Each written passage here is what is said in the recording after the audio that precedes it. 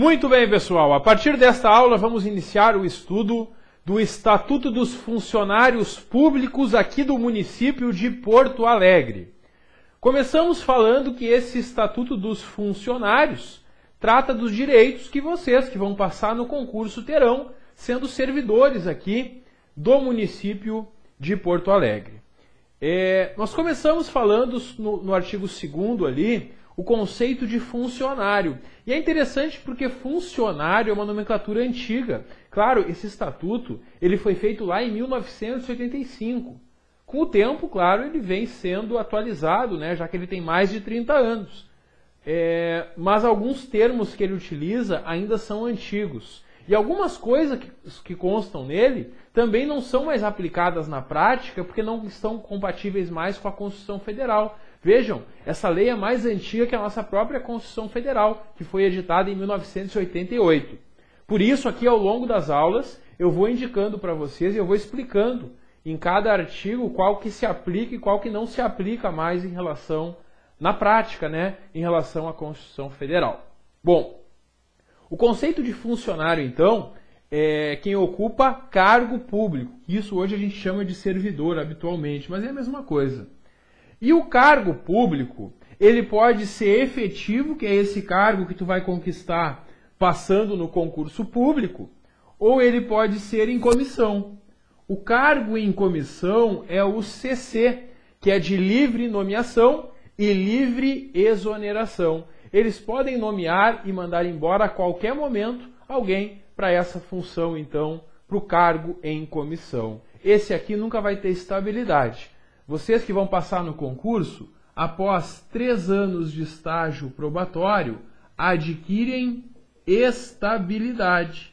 E sendo estável, dificilmente tu vai perder o cargo, né? Tem poucas hipóteses que alguém pode ser exonerado ou demitido depois de já ser estável. Fica mais difícil, como está lá no artigo 41 da Constituição Federal, e aqui no Estatuto também vai aparecer essa situação. Por outro lado, o cargo em comissão é de livre nomeação e livre exoneração. A qualquer momento o CC pode ser mandado embora. Ele pode ficar 20, 30 anos trabalhando na prefeitura que ele não vai ter estabilidade. Jamais o CC terá estabilidade. E a gente vai ver também que alguns dos direitos que esta lei trata são diferentes, né? Tem alguns direitos que só o concursado vai ter, só o efetivo vai ter. A gente também vai perceber ao longo do estudo isso, certo? Então esses são os funcionários. Se a banca perguntar na prova quem é funcionário aqui do município de Porto Alegre, é quem ocupa cargo público, seja o cargo efetivo ou em comissão. E quem que não é funcionário para os efeitos desta lei, desse estatuto? Não é funcionário aquele que ocupa um emprego público, porque o empregado público é regido pela CLT, que é a norma que rege os trabalhadores em geral. E também não é servidor quem ocupar uma função temporária, aquele contratado temporariamente por excepcional interesse público, porque ele vai ser regido pela lei que autorizar a contratação e pelo próprio contrato que ele vai assinar. Então, para a nossa prova, funcionário é quem ocupa cargo, tanto efetivo quanto em comissão. Não é funcionário quem ocupa emprego ou o temporário. Esses não são considerados funcionários, porque não são regidos por esse estatuto que a gente vai estudar. São regidos ou pela CLT ou pela lei, contrato que autoriza a contratação temporária, certo? Muito bem. E aí nós temos no artigo 3º e no artigo 4º algumas características sobre o cargo público. E se tu olhar a nossa apostila, eu já coloquei ali um quadrinho com essas características destacadas em separado. Porque na hora da prova, a banca pode formular uma questão alterando uma dessas características e te perguntar qual que está certa ou qual que está errada. Então, quais são as características sobre o cargo público que eu preciso saber? Primeiro, o cargo é criado em lei. Lembra da lei que a gente viu na lei orgânica? Pois é, a lei, né, para criar um cargo público tem que ter uma lei. Então, se o prefeito quer criar novos cargos no município, ele vai ter que mandar um projeto de lei para a Câmara de Vereadores, que vai discutir, votar, e se aprovar, devolve para o prefeito sancionar, e aí sim o cargo está criado. Então, se a banca afirmar que o cargo é criado por lei, Tá certo? Se a banca afirmar que cargo é criado por decreto, tá errado. Porque decreto é um canetaço do prefeito. E por um decreto, o prefeito não pode criar um cargo público. O cargo precisa de uma lei para ser criado. Segunda característica do cargo, ele é criado em número certo. Tem uma quantidade certa de cargos. E tu pode observar isso, olhando no próprio portal de transparência, tu pode saber quantos cargos existem de cada profissão. Tu pode saber quantos cargos de psicólogo, de enfermeiro, de médico, de dentista, de assistente administrativo, de administrador, de agente fiscal. Todos esses cargos tu pode ver lá, né, no portal de transparência quantos existem, porque os cargos são criados em número certo, com a quantidade certa. Com denominação própria, porque cada classe vai ter a sua denominação, que são justamente esses nomes que eu falei, né? Psicólogo, administrador, enfermeiro, dentista, médico e por aí vai, né? Também é um conjunto de atribuições e responsabilidades. Na lei do plano de cargos do município, traz ali a especificação de cada uma das classes, quais são atribuições e responsabilidades daquele que ocupar aqueles cargos. E pode ser de provimento efetivo, eu sei, mediante concurso público, ou pode ser em comissão, eu sei, aquele que é de livre nomeação e livre exoneração, não é? Isso mesmo. Bom, pessoal, e aí nós temos no artigo 5º o conceito de classe. E é interessante que em outros planos de carreira de outros municípios, classe significa outra coisa. Aqui, no município de Porto Alegre, a classe é a profissão para a qual tu está te candidatando, ou o cargo para o qual tu está te candidatando, né? Então, tu olhando no edital, as vagas no edital, e tu te inscreveu para uma classe. Tem ali a classe do assistente administrativo, tem a classe do administrador, classe do psicólogo, classe do enfermeiro, e assim por diante. Isso é classe. E quadro é o conjunto de cargos e funções. O quadro dos servidores da prefeitura, por exemplo, são todos os cargos e funções que existem aqui. Tem a lei lá que especifica isso, inclusive. Bom, aí o artigo 7º prevê que a primeira investidura em cargo depende de concurso público, de provas ou de provas e títulos, salvo quanto a cargos em comissão, porque o cargo em comissão não precisa de concurso. É interessante porque essa história de falar a primeira investidura pode dar uma ideia errada, tá? Porque antes da Constituição Federal de 88 existia concurso interno. Então como é que funcionava? A primeira vez para entrar num cargo na prefeitura tu fazia concurso. Aí depois tu poderia internamente ser alçado, ascender para outras classes dentro do quadro da prefeitura. Isso não pode mais. Não existe mais essa possibilidade de concurso interno. O concurso ele é aberto para todos. Então, abrir um concurso, todo mundo pode fazer e ninguém vai ter um privilégio por já ser servidor da prefeitura. Oportunidade igual para todos no concurso público. Essa é a nova regra. Por isso, essa redação do artigo 7º já não está muito adequada. Porque, na verdade, não é a primeira, e sim a investidura. Para tu ser investido num cargo, em regra, tu vai ter que fazer um concurso público. Salvo algumas hipóteses de provimento derivado que a gente vai estudar, mas são situações específicas, como, por exemplo, readaptação, quando o servidor é trocado do cargo porque ele não tem mais condições de saúde de ficar no mesmo cargo. Isso ainda pode. Agora, simplesmente pular para outro cargo não é mais possível sem nenhum motivo, certo? Muito bem. O artigo 8º traz os requisitos para ingresso no serviço, e a banca adora fazer questões sobre isso, já caiu em concursos anteriores aqui em Porto Alegre. Quais são os requisitos para ingressar aqui no serviço municipal? Primeiro, ser brasileiro. Cuidado com a pegadinha. Por quê? O brasileiro, conforme está lá na Constituição Federal, no artigo 12, ele pode ser nato ou naturalizado. O brasileiro nato é aquele nascido no Brasil, ou filho de brasileiros, nas condições que a Constituição Federal estabelece. E o naturalizado, ele é um estrangeiro que vem morar no Brasil e se naturaliza, se torna brasileiro. Pessoal, tanto o nato quanto o naturalizado podem fazer concurso aqui em Porto Alegre. A lei não distingue eles. Até porque a lei não pode distinguir eles. Só quem pode estabelecer cargos privativos para brasileiro nato é a Constituição Federal. Como ela faz lá no artigo 12, parágrafo 3º, dizendo, por exemplo, que o cargo de presidente da República é um cargo privativo de brasileiro nato. Agora, os cargos aqui no município de Porto Alegre não são privativos de brasileiro nato. Basta ser brasileiro, nato ou naturalizado. E se a banca afirmar que é requisito para ingresso ser brasileiro nato, isso está errado. Não tá certo afirmar isso. Porque o requisito do artigo 8º, inciso 1, é ser brasileiro pura e simplesmente. Certo? Segundo requisito, 18 anos de idade. Todo mundo sabe. Estar quite com obrigações militares e eleitorais, tu vai levar essa comprovação quando for assumir o cargo.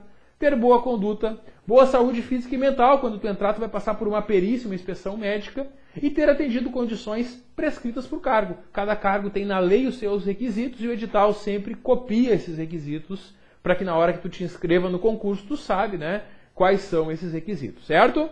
Muito bem, o artigo 9º prevê então essa regra da inspeção de saúde, que é feita antes de ingressar.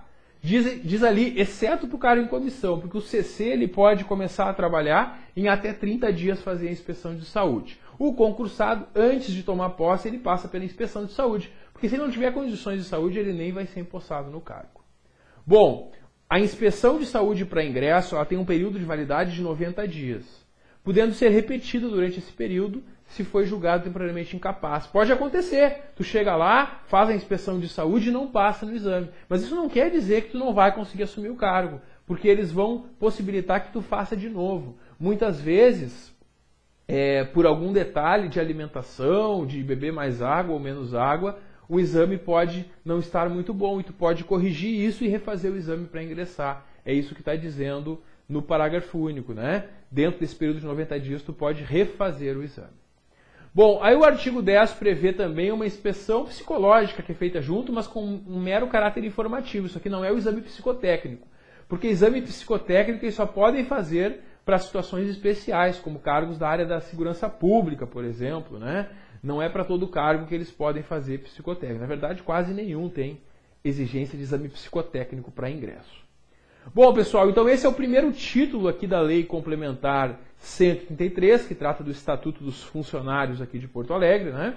E nós vamos avançar agora para a segunda página da nossa apostila, para o título 2, que trata do provimento, do exercício e da vacância. O que é isso, professor? Provimento e vacância. Provimento é quando tu vai entrar no serviço público, vai passar a ocupar um cargo. Tu vai ser provido num cargo, com a nomeação, que é a principal forma de provimento. E a vacância é o contrário do provimento. A vacância é quando tu está no cargo e sai, deixa o cargo, vai embora. Porque tu não quer mais, porque tu pediu exoneração, ou porque o servidor sofre uma pena de demissão. Tem várias hipóteses de vacância que a gente também vai estudar aqui. Bom, então, eu já fiz um quadrinho aqui comparando as formas de provimento, que estão no artigo 11, com as formas de vacância, que estão lá no artigo 70. As formas de provimento e as formas de passar a ocupar um cargo. Nomeação, que é a forma normal, geralmente as pessoas entram no cargo por nomeação, a maioria dos casos é nomeação, né? Por exemplo, passou no concurso, é nomeado para o cargo efetivo. Foi convidado pelo prefeito para CCC, é nomeado no cargo em comissão. Essa é a forma normal de ingresso. Agora, depois que tu já ingressou, pode ser que tu mude de cargo por algum motivo. Bom, existia antes como forma de provimento a promoção e a transferência, que ainda estão na lei. Só que a promoção e a transferência, elas não são compatíveis com a Constituição Federal. A Constituição Federal, ela não permite mais esse tipo de provimento. Então, a promoção e transferência ainda estão aqui no Estatuto e até podem ser cobradas na prova, mas elas não têm mais aplicação. Essa promoção, não confunde ela com a progressão. A progressão que tem lá no plano de carreira também, na lei do plano de carreira, quando tu entrar no cargo, tu vai entrar numa referência inicial e tu pode ir progredindo para as referências seguintes. E a cada progressão tu ganha mais. Isso ainda existe, isso é compatível com a Constituição. O que não é mais possível é ser promovido para outra classe, que isso acontecia antes. Tu entrava num cargo e depois tu era promovido, fazia um concurso interno e era promovido para um cargo melhor dentro da prefeitura. Isso não pode mais acontecer, certo? Mas ainda está na lei promoção e transferência como formas de provimento, e se perguntarem se elas são formas de provimento, tu marca que está certo, porque ainda estão na lei. Readaptação, a gente vai ver que é uma situação que o servidor troca de cargo em razão de uma limitação na sua capacidade física ou mental. Tem ali também a reintegração, que é quando o servidor que foi justamente demitido volta para o serviço público. Tem a reversão, que é quando o aposentado volta à atividade. E tem o aproveitamento, que é quando o servidor que estava sem cargo, em disponibilidade, volta à atividade em um novo cargo. A gente vai conversar sobre essas hipóteses aqui ao longo do estudo. Só não vamos falar sobre a reversão, porque eles colocaram a reversão aqui como forma de provimento, mas eles não colocaram ela no corpo da lei. Diferentemente de outros estatutos, a gente não tem aqui regras sobre a reversão, que seria o retorno do aposentado. Então a única coisa que eles podem te perguntar sobre a reversão é que a reversão é uma forma de provimento, uma forma de retorno ao exercício de cargo, certo? E aí quando a gente olha para essa tabela que eu coloquei no nosso material, esse quadrinho aí com o provimento e as formas de vacância, lado a lado, a gente percebe que tem 3 formas que são ao mesmo tempo provimento e vacância. Por quê? Porque o servidor sai de um cargo, vacância, e vai para outro provimento. São elas a promoção e a transferência, que não são mais possíveis na prática, mas ainda estão no estatuto. E também é ao mesmo tempo provimento e vacância a readaptação. Porque na readaptação eu não tenho mais condições de saúde de continuar no cargo onde eu trabalho. E eu sou colocado no outro cargo compatível com o meu estado de saúde. Isso é uma readaptação. Eu saio de um cargo, vacância, vou para outro provimento. Certo? Bom, aí nós temos ali no artigo 12 que dentre os cargos de provimento efetivo, eles estabeleciam que em igualdade de condições teria a preferência, como um critério de desempate, então, aquele que já é servidor do município. Era o primeiro critério. Vejam que injustiça, pessoal. Eu estudo, eu faço concurso, eu quero trabalhar na prefeitura. Aí eu vou lá, passo no concurso, mas eu fico empatado com alguém que já é servidor da prefeitura. E só por esse motivo eu vou perder minha vaga? Injusto, né? Pois é. Esse artigo 12 não se aplica mais também. O próprio edital dos concursos aqui da Prefeitura de Porto Alegre, ele estabelece como primeiro critério o candidato que tiver mais de 60 anos, porque é um critério que está lá no Estatuto do Idoso, que deve ser observado em todos os concursos. E os demais critérios são em relação ao desempenho na prova. Não é mais admissível que esses critérios listados aqui no artigo 12 sejam exigidos, então, como um critério para desempate. Não é mais aplicado isso aqui. Por isso, eu imagino que a banca não vá cobrar esse artigo 12, que está desatualizado, né, em relação à nossa norma prática. O próprio edital do concurso contradiz ele, certo? Muito bem, vamos seguindo para o recrutamento e seleção. Aí nós temos ali que o recrutamento do cargo efetivo é geral, né, que é o concurso público. Ali dizia que seria preferencial quando interno, não existe mais esse preferencial. Esse preferencial era uma preferência que era dada para os servidores. Quer dizer, ao invés de fazer um concurso público aberto para todos, fazia um concurso interno só para quem já era servidor ser promovido para cargos melhores. Não pode mais fazer isso. Tem que ser só para o concurso público hoje. O concurso interno é incompatível com a Constituição Federal. Não se aplica mais. Bom, aí tem regras sobre o concurso público. É muito raro cobrar em prova regras sobre o concurso público. Mas algumas coisinhas a gente tem que saber, né? O artigo 17, por exemplo, que prevê o prazo de validade do concurso. O concurso tem validade de 2 anos e pode ser prorrogado por mais 2. E a Prefeitura de Porto Alegre geralmente prorroga. Então, quando tu faz concurso na Prefeitura de Porto Alegre, ou na Câmara, por 4 anos tu pode ser chamado. Porque por 2 anos está válido aquele concurso. E quando termina os 2, por motivo de economia, a Prefeitura prorroga. Porque realizar concurso dá custo, certo? Essa história de que eles fazem concurso para arrecadar não é verdade. Porque se fosse verdade, iam fazer concurso toda hora. E não estão fazendo, né? Pelo contrário, para economizar, estão fazendo menos concursos. Concurso público gera um gasto muito grande, que a Prefeitura tem que contratar uma organizadora. Depois daquele valor ali, que é arrecadado com as inscrições, geralmente a Prefeitura tem que completar ainda para pagar a organizadora. Muito raramente um órgão vai ganhar dinheiro, lucrar com um concurso público. Por isso, eles têm por hábito prorrogar. É mais eficiente, é mais econômico e é o que geralmente tem acontecido nos concursos públicos em Porto Alegre. Então não esquece, validade do concurso, 2 anos, pode prorrogar por mais 2.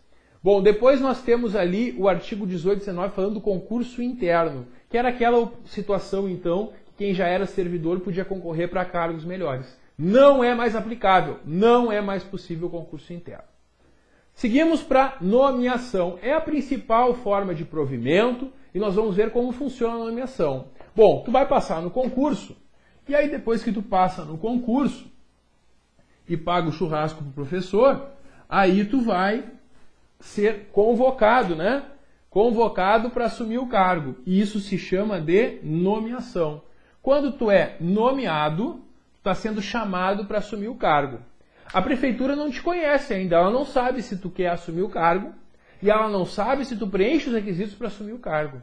Por isso ela te nomeia, é publicada a tua nomeação e tu tem um prazo para comparecer e tomar posse.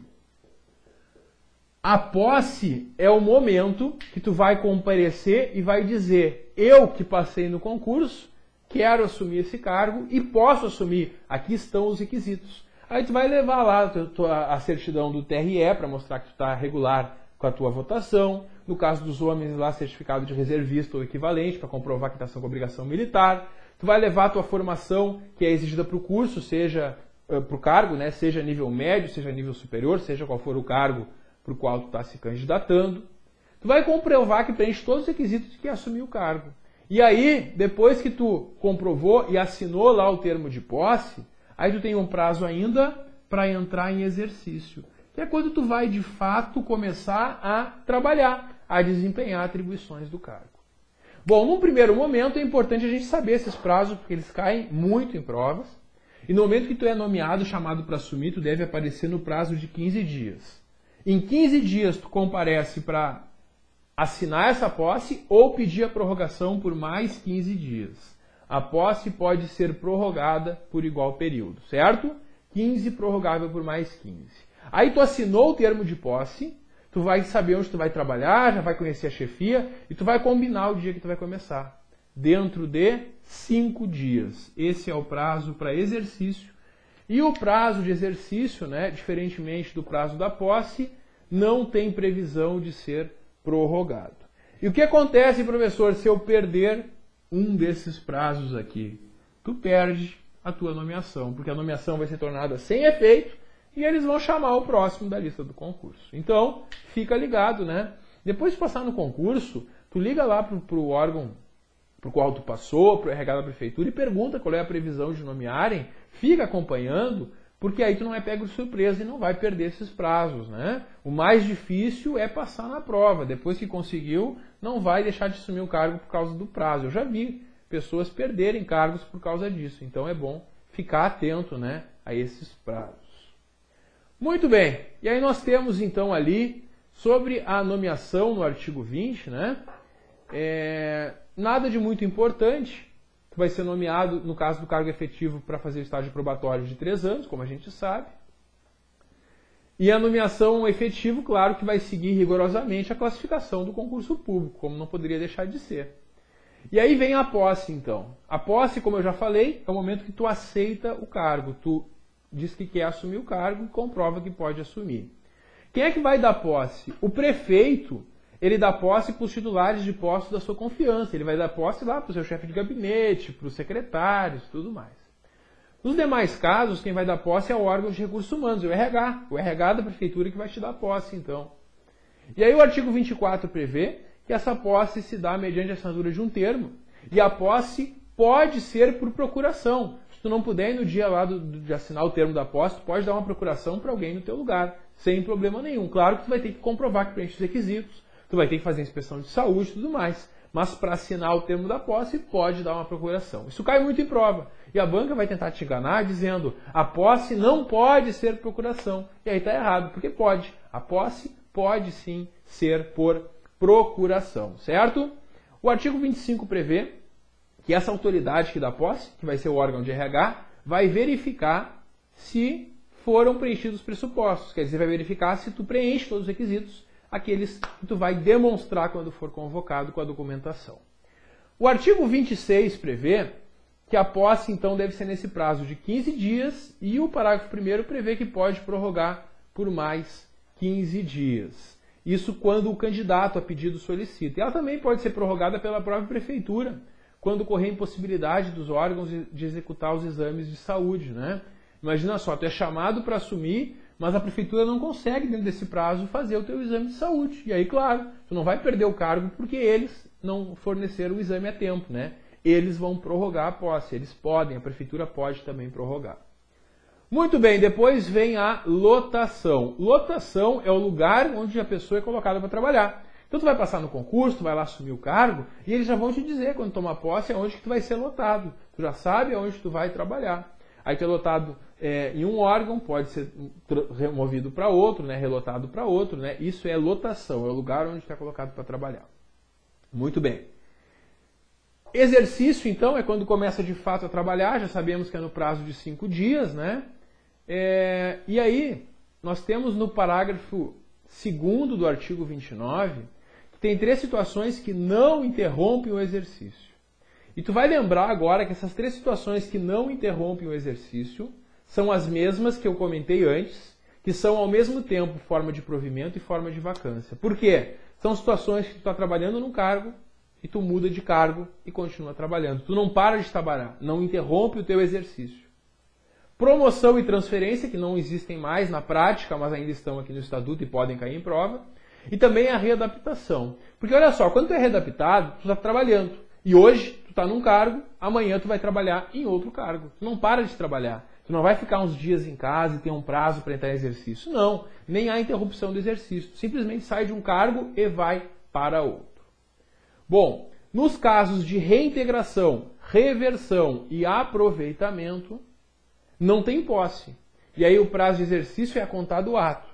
Então, quando o servidor for reintegrado, que é quando o demitido volta à atividade, ou ocorrer a reversão, nesses casos aqui, e também de aproveitamento, o prazo para entrar em exercício ele não é contado a partir da posse. Ele é contado a partir do momento que esse ato é publicado, é contado o prazo para entrar em exercício. Não existe posse para reintegração, reversão e aproveitamento, portanto. Bom, então eu fiz um esqueminha aí também, né, um mapinha mental aí na nossa apostila sobre essas 3 situações que não interrompem o exercício, importante memorizar. O artigo 31 traz uma regra antiga sobre exercício, quando eles exigiam para alguns cargos que quem assumisse um cargo ia ter muito dinheiro público em mãos, prestasse uma garantia para poder assumir o cargo, uma caução. E aí o parágrafo 1º do artigo 31 prevê que essa caução podia ser dada em depósito em dinheiro, em moeda corrente, ou garantia hipotecária, fazer uma hipoteca sobre algum imóvel, ou títulos de dívida pública da União, Estado e município, pelo valor nominal, o valor do título, ou ainda por apólices de seguros fidelidade funcional que poderiam ser feitos também. Não te preocupe, o teu cargo não precisa de nenhuma caução, né? Tu não vai entrar pagando, não, pelo contrário. Tu vai entrar sem ter que pagar nada por isso e, claro, né, depois de um mês de trabalho já vai começar a receber. Bom, aí nós temos no artigo 32 algumas situações que dependem da autorização do prefeito. Tem que ser autorizado pelo prefeito. Primeiro, colocação à disposição. O que é isso? É quando o servidor da prefeitura, um funcionário, é cedido para trabalhar em outro lugar. Aí tu passa no concurso da Prefeitura de Porto Alegre, e aí o prefeito de Canoas, por exemplo, te convida para trabalhar lá.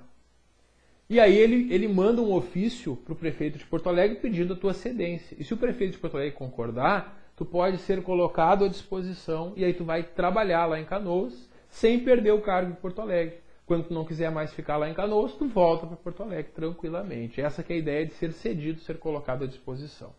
Tem que ser autorizado pelo prefeito para isso. E também afastamentos para estudo ou missão científica, né? Assim como exercício em repartições diferentes daquela onde está lotado, ou ainda convocação para integrar uma representação desportiva para quem for atleta, né? Todos esses casos precisam de autorização do prefeito para se afastar. Aí tem algumas regrinhas sobre isso que raramente aparecem em prova. E o artigo 33 prevê que nenhum servidor, nenhum funcionário pode permanecer afastado por mais de 4 anos. Eles estabelecem um limite, então um prazo limite para os afastamentos de no máximo, então, 4 anos. Essa regra geral, portanto. E aí concluímos, então, mais um capítulo. Na sequência tem o regime de trabalho. E sobre o regime de trabalho, é importante saber, claro, que o prefeito vai determinar, quando não tiver previsto em lei já o regulamento, o horário das repartições, né? E aí o artigo 37 prevê os regimes de trabalho para o qual o servidor pode ser convocado. Isso é muito interessante. Tem muitas prefeituras que não têm isso, é uma característica aqui de Porto Alegre, esses regimes de trabalho. E o regime especial de trabalho, ele pode ser em tempo integral, de dedicação exclusiva ou suplementar ou complementar. Em todas essas 3 hipóteses, o servidor vai ganhar um pouquinho mais por trabalhar um pouco a mais, né? No regime de tempo integral, ele vai estar sujeito a um maior número de horas nas semanais. Por exemplo, tu faz um concurso para 30 horas, aí tem lá o valor do vencimento. Se tu assumir o regime de tempo integral, tu vai trabalhar 40 horas, por exemplo, e aí tu vai ganhar um pouco mais por isso. A dedicação exclusiva, além de tu estar em tempo integral, também tu vai ter umas condições especiais para o desempenho, tu não vai poder ter outros trabalhos, tu vai ter que se dedicar exclusivamente à prefeitura. Em ambos os casos, né, é uma remuneração maior que é dada aí. Depois nós temos também o regime suplementar ou complementar, esse que é só para o pessoal da área da educação, né, do magistério, sistema de ensino, e para a área médica que tem esse benefício suplementar ou complementar. Todos os servidores podem ser convocados para serviço extraordinário, que é a realização de hora extra, e para serviço noturno também, que a gente vai conversar sobre ele logo mais. E o parágrafo único do artigo 37 prevê que para esse regime de dedicação exclusiva, que é o que tem o maior acréscimo, só pode ser convocado aquele servidor concursado por um cargo que exige formação universitária ou habilitação equivalente, quer dizer, cargos de nível superior que pode haver esse regime de dedicação exclusiva. Bom, ainda nesse artigo tem regras sobre os plantões, ali no artigo 39. O artigo 40 prevê um limite de 25% para horas extras ou plantões dentro da tua carga horária, então, mensal. Tu pode fazer no máximo 25% de horas extras, né? É um limite, salvo, claro, situações emergenciais justificadas. E, por fim, o artigo 41, ele prevê o serviço noturno. O serviço noturno é aquele realizado entre as 22 horas de um dia e as 5 horas do dia seguinte. E se tu trabalha entre as 22 horas de um dia e as 5 horas do dia seguinte, tu pode receber ali, então, um adicional noturno, porque é cientificamente comprovado que deixar de descansar nesse horário para trabalhar, trocando o dia pela noite, causa envelhecimento precoce e deixa também a pessoa suscetível a outras doenças. Então, por isso existe esse adicional. Então, o horário noturno é das 22 horas de um dia às 5 horas do dia seguinte. E nesse horário aqui, das 22 às 5, tem uma regrinha interessante. Além de ter um adicional, cada 52 minutos e 30 segundos trabalhados, tu vai ter computado como 1 hora de trabalho para fins de remuneração. Então é como se tu ganhasse 7 minutos e 30 segundos a cada 52 e 30 que tu trabalha. E no final desse horário noturno, tu não vai ganhar só o valor da hora normal acrescido adicional. Tu vai ganhar o valor da quantidade de horas que tu tenha somado com esse cálculo aqui, que a cada 52 e 30 tu ganha 7 minutos e 30. Além disso, soma o adicional noturno, certo? Esse é o horário noturno, portanto. Muito bem, pessoal, concluímos então a nossa primeira videoaula sobre o Estatuto dos Funcionários aqui do município de Porto Alegre. E na próxima aula eu volto, na sequência do nosso curso, para a gente continuar com o estágio probatório aí no artigo 42. Tem bastante coisa para a gente falar também sobre o estágio probatório, por isso eu deixo para o próximo vídeo. Dá um clique que eu já volto. Até logo!